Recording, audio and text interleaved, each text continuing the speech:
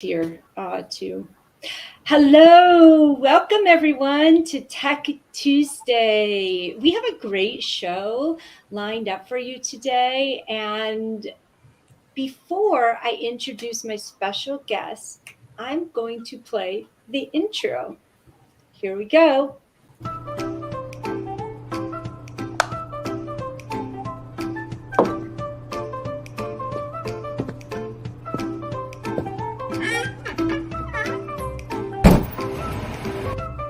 Hey guys, Steve Moran here.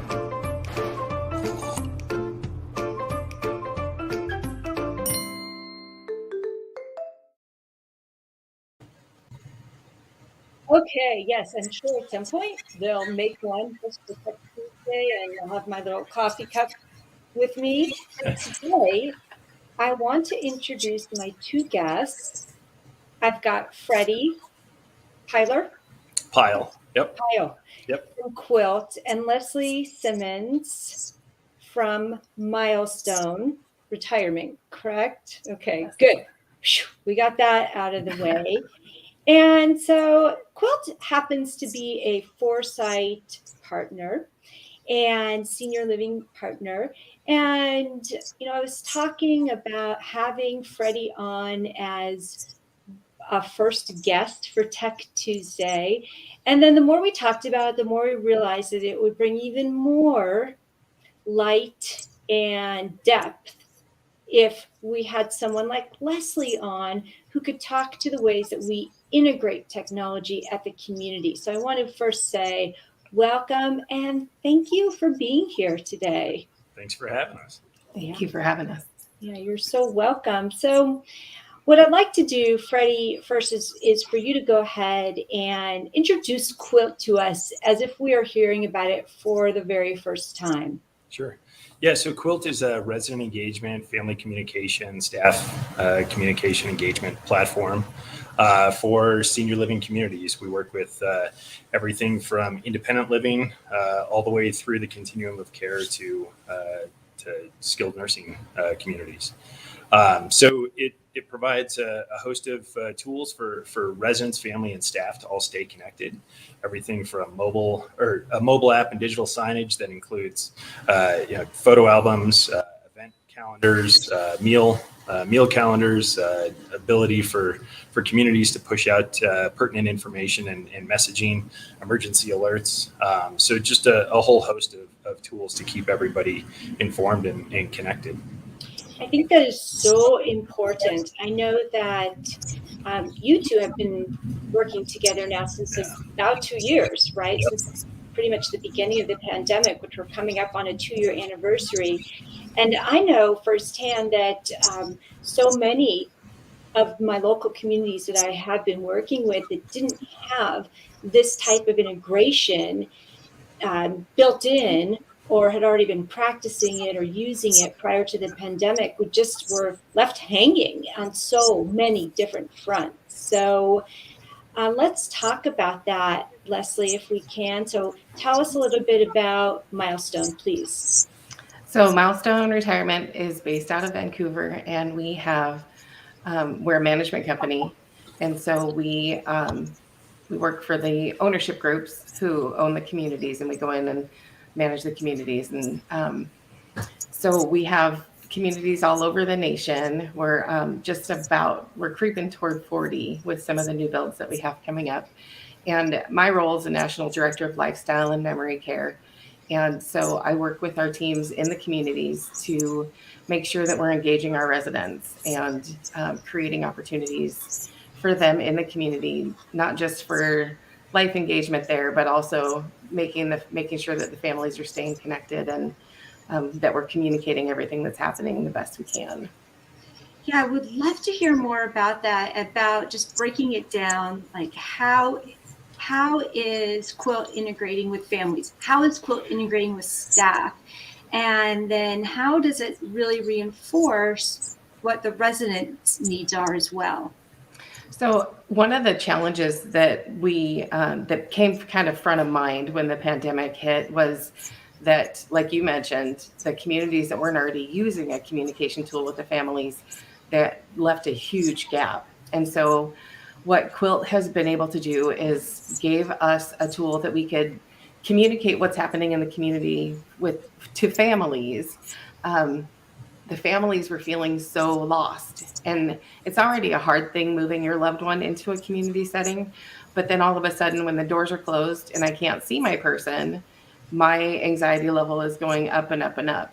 And so, it was almost like our families forgot all the things that we were doing inside just because they couldn't see it. And so having a tool, having Quilt to be able to say, okay, here's our menus. We're still feeding everybody. Here's our activities. We're still making all these great things happen. Here are some photos of some engagements that we're doing. We're still doing our best to love your loved one. We can't do it like you do it, but we're doing as much as we can. And I think it brought some peace for families, because they could say, okay, I can see mom smiling, or I can see, dad's working on this. And it just kind of gave us, let our families breathe a little bit, especially in that very beginning. As we've been working with Freddie and Quilt, they've added so many great tools. So the team has access to being able to communicate, and they know what's going on. We know on the floor sometimes the walkie-talkie is the only tool or whatever. So to be able to see, okay, I've got these events coming up today. You're not carrying around a paper calendar trying to keep track of things. You can kind of you're staying engaged, you're staying involved in what's happening, and it's all real time for everybody. So, and then all the stuff that they've added on the other end of stuff, for the business side has been incredible. Just seeing how much it's grown from the beginning. Yeah, let's definitely talk about that. But I want to hear about the activities, because most often I'm also engaging with activity directors, and whether we're teaching classes either in person or doing tech clinics. So tell me about that. You mentioned the activities that, and are these now, or did they begin in a virtual, remotely, or are they now? Tell me more about that, if you would, please. So the activities in the communities, every community is different based on state and regulations, and what their infection control, all that kind of stuff. But I guess I clarified the question for me. You just want to know how we're using the app in activities. We're able to get pictures that are uploaded in real time. We're able to just be present and not have to have the forethought or afterthought maybe we just have it all right there. Like, we can just take photos and it's immediately uploaded into the photo album, and the families can see that like right then. And so they can go on and see. We're able to track who's coming to the activities. So the things that we're doing, and you mentioned like virtual versus in person. A lot of our entertainment shifted to virtual, obviously, for a long time. And being able to have families come in virtually and do reading or singing or, whatever it is that they were doing to help engage the residents. Quilt definitely helped us break through a technology barrier. And I don't think the barrier is with our residents. I think the barrier has been with staff members who've been kind of afraid to step out of doing things the way we've always done them. And this definitely helped us kind of get over that hump to say, we've got to shift the way that we're doing things, because we need to be communicating to everybody that we're still living here, that we're still, making all these joyous things happen, that we're still, and being able to see the photos with the crazy hats or whatever it is, the booth of, the Zoom calls and things like that. So it just kind of brought life to what we were doing so that the families could really experience that. Yeah, Abbie, I think one of the other things where we saw a lot of utilization of Quilt throughout the last 2 years is just the very dynamic nature of what's happening with COVID. I mean, every state, every community, every county has different regulations. There's mask mandates. There's things that are changing constantly, and how they have to adjust to that, and how they can then easily message that to family members and let them know, we're not shutting down visitation just because we don't feel like having you in, right? Here's the mandate that the county has issued. We can't do in-person visits at this time, but feel free to book a window visit for example, or something else. And so they've been able to communicate. Some of our communities use it, really to say if they had an outbreak of COVID, kind of telling the family right up front that it happened. Here's what to expect. Here's the testing that's going to happen. Here's what the state requires for us to do. And then they continue to report results back to everybody and give them a sense of how long until we can redo or restart in-person visits and allow for people to come back into the community. So there's a lot of these things that are happening very dynamically that require, I think, a quick and immediate outreach from the community that helps them to, just I think convey to family members as well that they're being transparent about everything. They're trying to share as much information as they can, and that's one of the things we've seen a lot of use from. I think, Leslie, you guys talked a lot about setting up reservations early on as you guys were navigating this for the first time, right? I mean, communities never had to deal with window visits. I mean, that was a completely foreign experience for everybody. And what was really nice, Freddie, is that our concierge team, like, we have more staff members who have access than just our activities directors.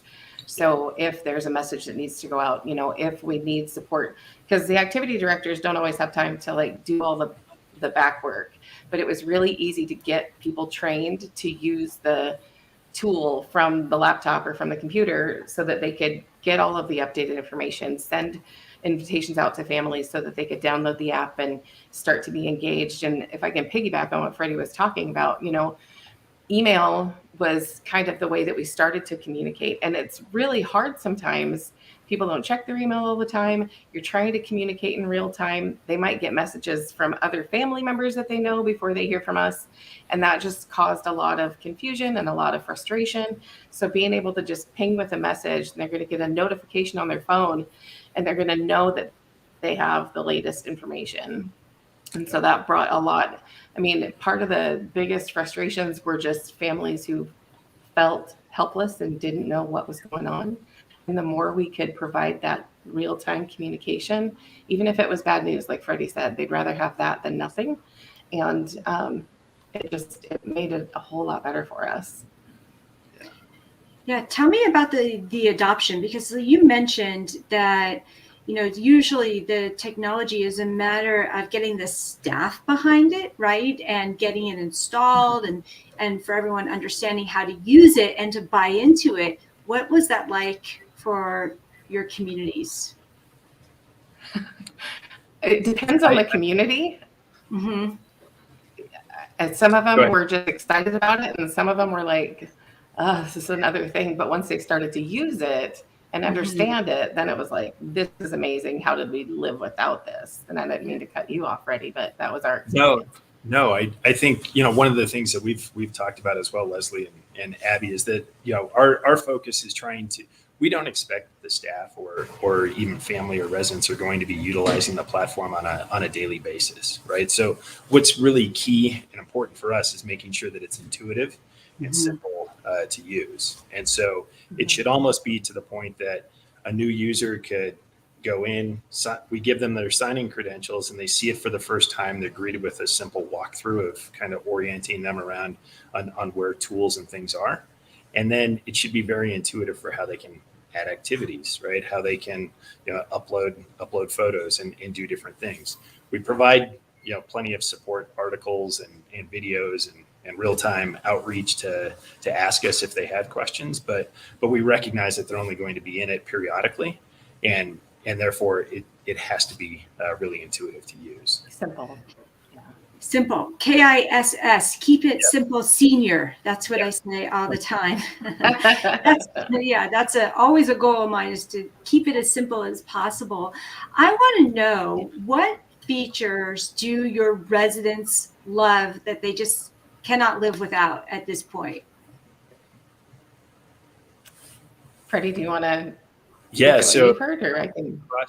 I think it really ranges across the type of community, right? So on the independent living side, we've got communities that are using a survey feature that we have and using it as sort of a daily check-in, right? I know at Milestone, you guys mentioned these pulse surveys.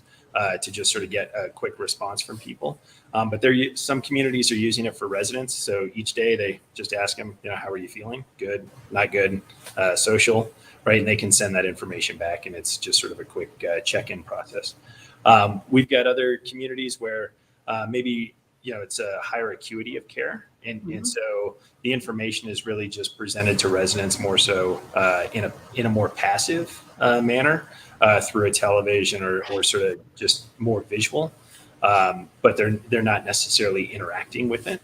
And in those situations, we're seeing much more family involvement and families, just being able to kind of see what's happening and getting updates on a regular basis.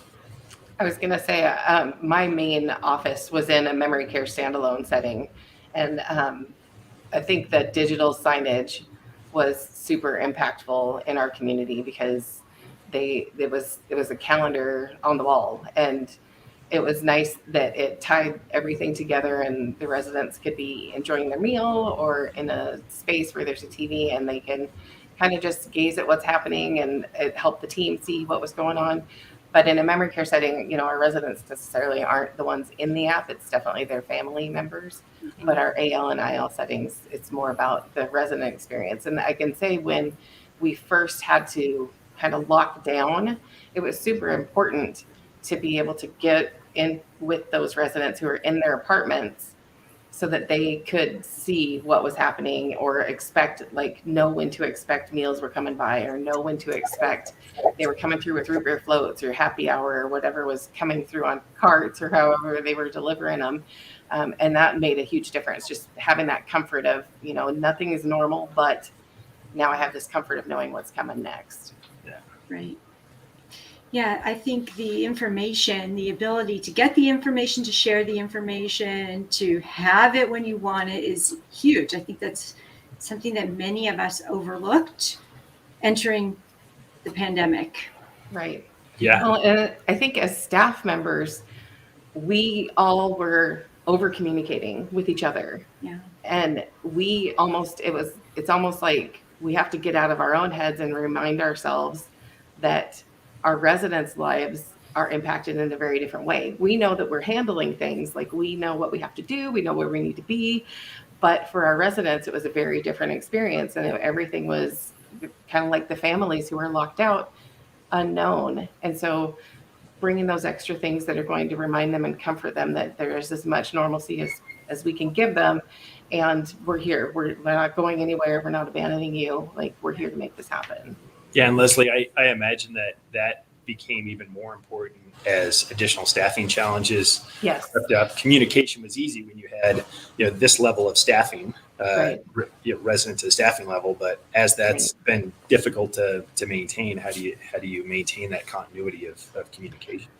Yeah, and it's actually it takes a very intentional over communication, and it's hard because we do see the staff just feeling overstressed and feeling overstretched, and they're tired, and they're, but to not have to spend a ton of time on the phone, to not have to go through, I can just look at something, it's right there, and I don't have to necessarily track anything down. And I think that's made a big difference too. Yeah, and you can point the families as well as the residents in that direction too. Yes. Yeah. That's really helpful. I always like to think ahead to the future. Where is this heading? How much better can it get, right? I'm sure it's great, but I would love to know, Freddie, how much better can it get? And Leslie, in your dream scenario, what would it look like for you? Well, I mean, for me, I guess what I envision or would love to see in the future is that, our understanding today is that maybe 20% or so of communities, senior living communities, have anything related to this, anything similar. So there's a huge number of communities that don't have anything, right? And I start to think about other sort of solutions and pieces of technology that I interface with on a daily basis, and think back to when those didn't exist and now how prolific they are, right? And the one sort of analogy that I always come back to is banking and online banking, right? And you've got something you care about, right? You're asking somebody to care for it. And it was only about 10 years ago. We didn't have the ability to easily sort of check the balance of your bank account, know what was going on, right? You had to make a phone call or wait for a monthly statement to come in. But now it's every bank, right? It's every situation, and no one in their right mind would consider banking with an institution that didn't provide those services, right? And I truly believe that, we're moving toward that direction, that, within 10 years, we're going to look back and say, man, that was pretty archaic, that we were relying on a printed monthly newsletter to show up in the mail to give us an update on what was happening where mom or dad live. Yeah. Right. So I think just making it, more readily available and seeing it more widely adopted, I think is a huge first step. Okay. And is there any feature in particular that you're really excited about seeing? Yeah, I'm excited about some of the things that we're working on. We recently added some activity tracking capabilities, so the community can track and start to view at the community level what the activity level looks like, and they can start to adapt programming to make sure that it's meeting the needs of the community. But we can also see it at the individual resident level and share that back with family members. And then we're also working with a sensor company to start, exploring how we can track kind of presence in rooms, if there's falls that happen, and how we can communicate that to staff members. Maybe it gets communicated to family members. Maybe it, I think that's going to vary on a community by community basis. But starting to give some visibility into just the connection and sort of between activity levels and other things that are happening within the community, so that they can start to get data on what's happening and start to have metrics to I guess act against and start to work toward. I can tell you're a real numbers guy, Freddie. I am. Yeah. And Leslie, how about you? What's your dream scenario here? Well, I think being in the industry since 2009, I think I've seen some of these evolutions, and I would love to see, Quill grow to something that kind of hits all of the spots, and he's talking about some things that actually are very meaningful to me. When I first started, I was doing spreadsheets for people who were showing up to my activities, and I had my team doing data entry, and we were, when you say archaic, I'm having flashbacks and PTSD from like hours and hours and hours of trying to figure out who's going to what and how many people are participating. And it was wonderful to have the data. It wasn't wonderful the way that it was discovered, like how we figured it out. And so I believe that the reporting piece is so important, not just for ownership groups who want to see, how are we doing, but for us to see, okay, we need to be planning things that are meaningful to our residents. If they're not showing up to what we're doing, we need to change it, or we need to change the activity, we need to change the time, whatever it is that needs to look different. And we need the numbers to have the ability to make those decisions. So that is super exciting. Obviously, the sensors, when he was talking about the sensors in the apartments, knowing who's in their apartment, how long they're in their apartment, what times of day, do we have a lot of people in their apartments, what can we do to try to get people out? That would be amazing. And I think Freddie and I have had these conversations, and we love just chatting about all of the what ifs coming down the road, which is wonderful.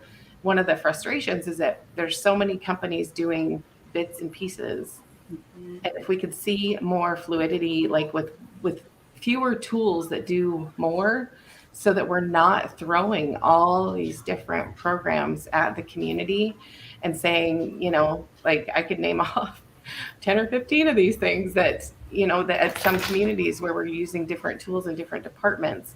And if we could see some of that combined a little bit so that they speak to each other. And, when we started working with Freddie, they immediately started working with our menu company, our dietary company, and they can upload the menus, through a back door. Having those kind of integrations I just think we need to keep moving in that direction. And so it's been really fun to kind of see where it's going, but knowing how far it's come and knowing what is coming is super exciting.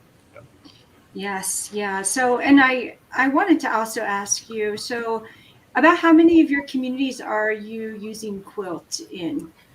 We only have a few communities that are using Quill right now. And that's partially, I mean, there's a lot of reasons for it. All of our ownership groups are different, and we have different all of our communities are very different personality wise. And we really wanted to um, get a good feel for it and get it to where we kind of want it to be before we throw another integration tool at all the communities. Um, so, like I said, we've got a lot of tools out there, and figuring out how we can improve the effectiveness of the communities versus just throwing something else at them that then we can't. And I'm excited because I know after working with these guys for the last 2 years that the team's going to have so much support when we get to that place, and that integration is going to be so much simpler. And, we have some tools that we have to do training calls on a very regular basis just to be able to sustain using that tool. Yeah. And having something that's more intuitive, having something that is more user friendly, it's going to be nice.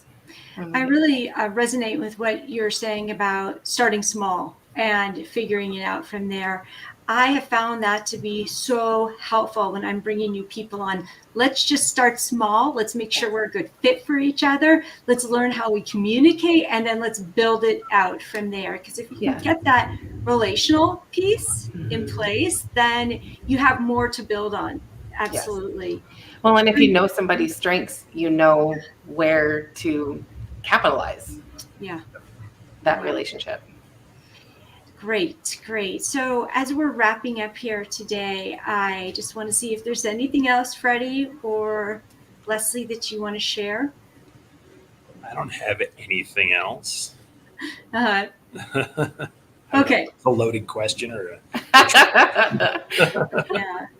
Well, how about you, Leslie? Anything additional about staff integration? Or I feel like we talked about the resident and about the family. Is there anything else that you want to add to the conversation? I would just say that it's really nice having a tool that it's easy for staff to pick up and learn, and it doesn't take too much time to get them feeling comfortable with it. It's pretty intuitive and user friendly, so I appreciate that. Good. And I appreciate everything Freddie's put up with, because we put him through it. Awesome. Well, thank you. Thank you for having us. You're welcome. Freddie, how can people get in touch with you or with Quill to find out more information? Yeah, they can go onto our website, quiltt.com, or they can email me, or our, info@quilt.com is probably the easiest way to reach the entire group. And how about you, Leslie? What's the best way to get in touch with you? At Leslie.Powell@milestoneretirement.com. Okay. Yeah. And it's new last name. They haven't changed it yet. So Leslie.Powell, not Simons. Yeah, you've got plenty of time for that. That's all. Yeah. That's all good. Well, thank you very much for joining me for today's Tech Tuesday. And I will see you all again here next week at the same time. Thanks. It was fun. Thanks, Abbie. Okay. Thank you. You're welcome. Bye.